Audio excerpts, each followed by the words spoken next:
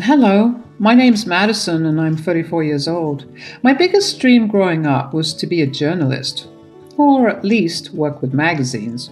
I had a flair for writing and I became pretty well versed with trends. So it came as no shock when I pursued journalism and media in college. After I graduated, I steadily moved from one firm to another, but none of them were the big tabloids.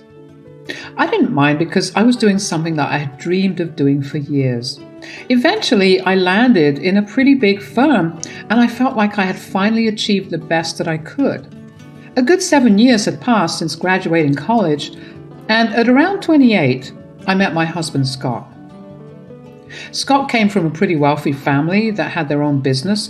I'm only mentioning this because his mother, Tricia, always hated and insulted me because she believed I was of a lower status than him, so I shouldn't have married him. Anyway, Scott and I dated for around 3 years before we decided to tie the knot. Like I said, Tricia, Scott's mother, was not happy with me. She always belittled me and made fun of the fact that I worked for a magazine and had a degree in journalism. I was pretty hurt and upset at first because that is no way to treat anyone. But for some reason, Tricia thought it was okay to do that to me. Scott always stood up for me against his mother. His father, Fred, also stood up for me whenever he was around to hear the things that Tricia said. I was grateful for both of them, but as the months wore on, I began to get used to Tricia's insults. Scott had even proposed we go low contact with her initially, but I didn't agree with that. Scott worked with his father, and if he stopped talking to his mother, that might make things awkward for Fred. Fred was truly an amazing person, and I didn't want him to be put in a position like that. I also didn't want Scott to cut his family off because of me. I learned to be okay with it, mostly because we only ever met Tricia twice a month at most. But that changed when Fred had to go overseas for some business project. Tricia made a big deal about not wanting to be alone, and so Scott and I agreed to let her stay with us until Fred got back. I had a gut feeling that I would regret it, but in my head, family always came first. Of course, it was hell to live with her when she constantly scrutinized and criticized everything I did, along with the insults that I had thrown in my face at all times. But I didn't mind all that as long as she never actually caused any damage to me. That changed, though, during one fateful week. I had a pretty big presentation coming up. We were redesigning a particular section of our magazine, and I was in charge of providing a good redo. That presentation was going to be the one that would decide if I was going to get a promotion. Of course, Tricia didn't know why it was important. I doubt her knowing would have changed her perception of me anyway. Since Tricia was staying with us, she saw just how stressed out I was about it. The night before my big presentation, I was talking to Scott about how anxious I was about my presentation when she overheard us and walked into the living room and decided to give her input. This is a big deal. All of the big bosses will be watching me.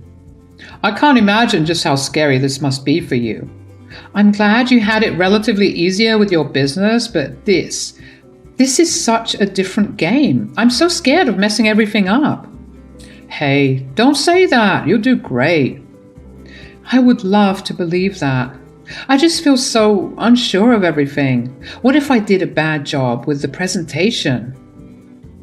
I couldn't help but overhear the both of you talking. Mom, we're kind of having a private conversation right now. Well, Madison, I just wanted to say that you have nothing to worry about. You most definitely do not have the skill set for anything, so you will most probably do bad tomorrow. Excuse me?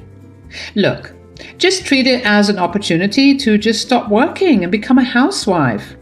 At least that way you'll be deserving of my son. I can't believe he actually married a journalist. Mom, you are severely overstepping boundaries right now. Get out. You know what? I have no time for your nonsense, Tricia. I have bigger things to worry about than your opinion of me and my relationship with your son. How dare you speak to me that way? Oh, so it's okay for you to speak to me that way, but not the other way around? Scott, say something. Your wife is back talking to your mother. She's simply standing up for herself. I see nothing wrong with it. She brainwashed you. Look at how you can so easily turn your back on family. Madison will regret this. I was fuming at the audacity that Tricia had to just barge into Scott and I's conversation and insult me so blatantly. Scott obviously tried to apologize for his mother's behavior, but I stopped him before he could. He was not responsible for his mother's hurtful behavior. We decided to call it a night after that and went to sleep. I was way too focused on everything else going on to even think about Tricia's threat towards me. I figured that her threat only meant her tormenting more, which honestly I didn't care about at that moment. That was a battle to fight after my presentation. The next day, I rushed into work with my laptop in hand. When I opened it, I immediately realized that something was wrong. All of the files that had been there on my desktop were missing. A quick look through my laptop made me realize that it had been reformatted. I obviously began panicking. I had emailed the presentation to myself, so I tried to calm down with that thought. I logged into my email account only to see all, and I mean all my emails deleted. Even the trash was emptied. I felt my heart sink and tears sprang to my eyes. I felt fear like no other in that moment. I had to go up to my boss and explain my predicament to him, and he was not happy with me. I had to listen to him yell at me for a good while before I was told to not bother with the presentation because he had already had someone else handle it in case I messed up. I knew at that moment that any opportunity for me to grow in that company had been squashed. I couldn't believe that was what my life had come to. I rushed back home in tears. Scott hadn't left for work yet, but on seeing my state, he took the day off. He wrapped his arms around me and let me cry for a while. When I calmed down a little, he asked me what happened. What happened, darling? Did the presentation go that bad? There was no presentation to begin with, at least one that I gave. Huh? What do you mean? You worked so hard on that. You barely slept those past few days because you were preparing so hard for it. I know, but when I got there, I opened my laptop only to see that the entire thing had gotten reformatted. What? How did that happen? I have no idea. It was so embarrassing and humiliating to have to explain that to my boss. Wait. Did you not maybe back it somewhere else? Yeah, I emailed it to myself, but even my inbox and trash were cleared out. Oh my God, I'm so sorry that this happened to you. What did your boss say?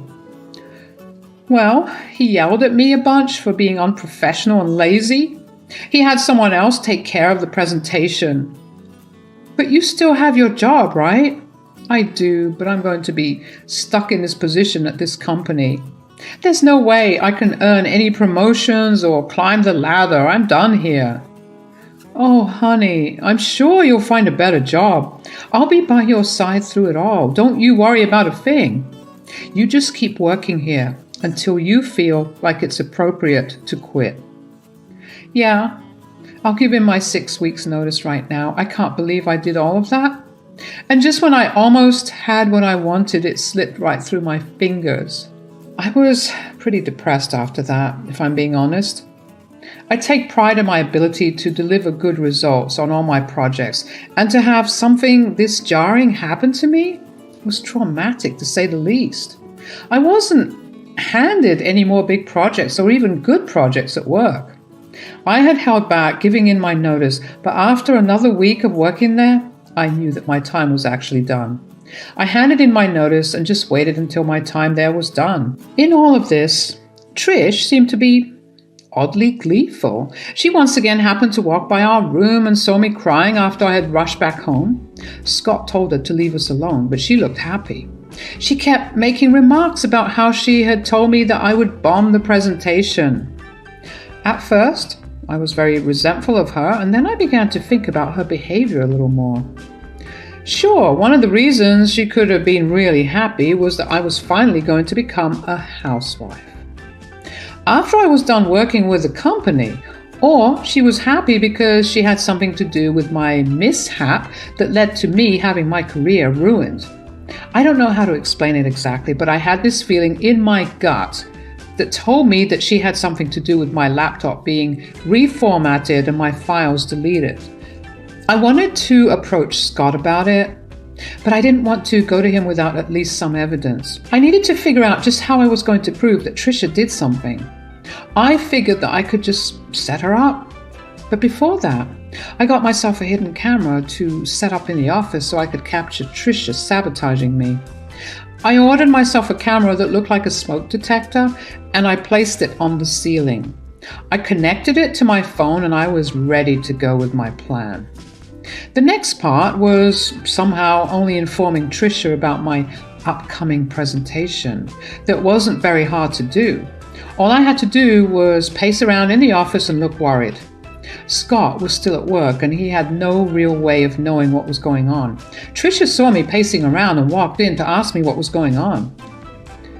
"What's going on? Why do you look so anxious again? Another project?"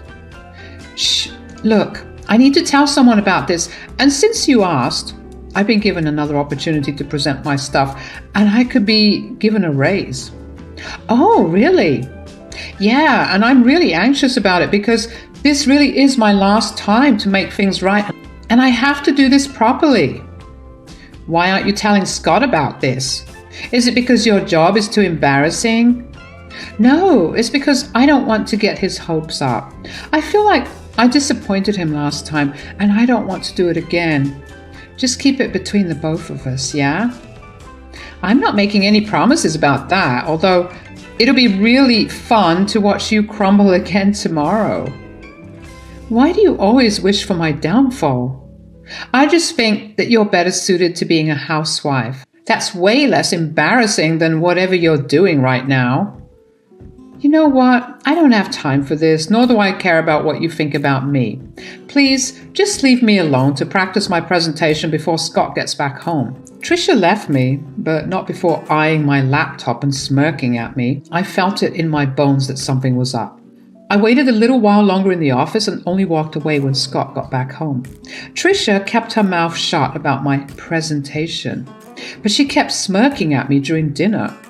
After Scott and I returned to bed, I opened the footage of the office on my phone and kept a watch on it in case I saw any movement. Scott and I watched a couple of episodes of TV series like we did every night. There wasn't any movement until midnight. I watched as Trisha entered the office. I immediately drew Scott's attention to my phone screen. Scott looked confused at first, but he watched as Trisha got into my laptop and began messing around until my laptop shut off and restarted. Scott looked at me for an explanation, and I explained to him what I had done. To say he was enraged at Trisha would be an understatement. Trisha was still in the office because she decided to stick around and snoop through my things. Scott got off the bed and stormed into the office. He threw open the door and Trisha paled when she saw him. Scott did try his best to remain calm, so he just asked her what she was doing in the office. "What are you doing in the office, Mom?" "Oh, I wasn't doing anything." "Oh, really? And why is Madison's laptop still open?" "Are you accusing me of going through her stuff?" "I think you did way more than that, Mom." "First of all, I only walked in here because I thought that room needed cleaning. And secondly, you know your wife is stupid. She probably just forgot to shut her laptop." "You thought to clean the office at 12 a.m.? Also, don't you dare talk about Madison that way." "You don't talk to me that way. You may be a grown man, but I'm still your mother." "Yeah, my mother, who loves to hurt and sabotage my wife." "What are you talking about?" "Look, we caught you on camera resetting Madison's laptop." "You were spying on me?" "No, we just thought that we should take extra cautionary measures to make sure that what happened with Madison never happened again." "That's disgusting. How dare you film me without my consent?"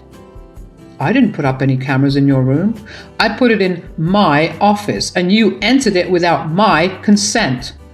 Also, even if it was disgusting, it's nowhere near as disgusting as what you did to Madison.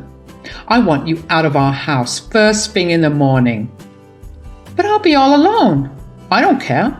I don't want to talk to you." The next morning, Tricia tried to stall around by helping make breakfast, clean the dishes, but Scott was not having any of it. As soon as she was done washing the dishes, Scott came downstairs with her 2 bags. He told her that he had packed her things for her and ordered her an Uber.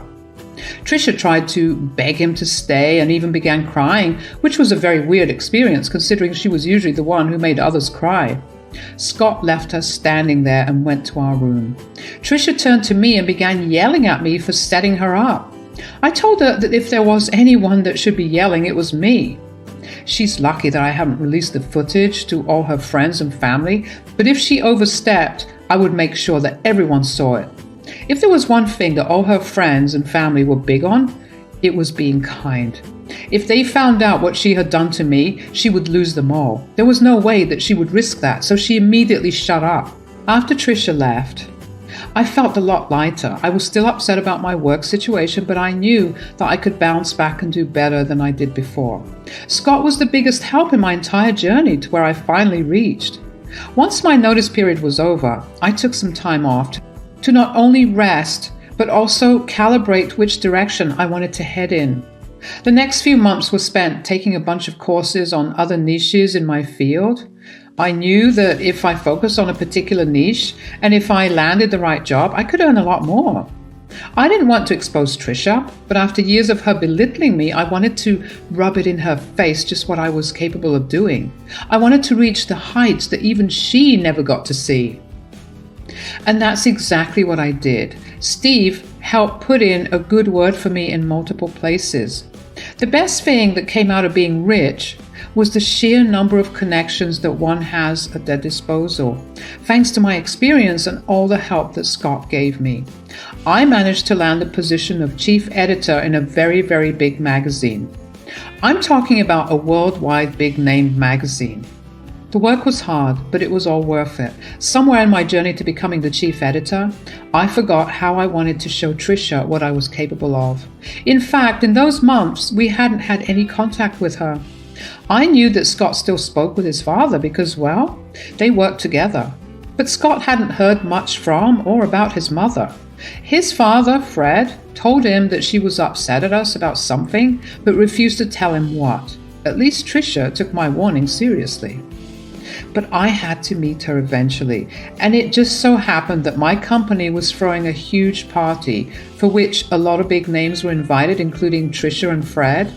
Scott and I dressed to the nines because for the first time we were both people who were big names. When we got to the venue, we were immediately spotted by Tricia and Fred. They waved us over and we greeted them. Tricia looked me up and down before smirking. "Wow, look at you trying to fit in." "Tricia, don't listen to a word she says, Madison. You look lovely, like you always do." "Thanks a lot, Fred."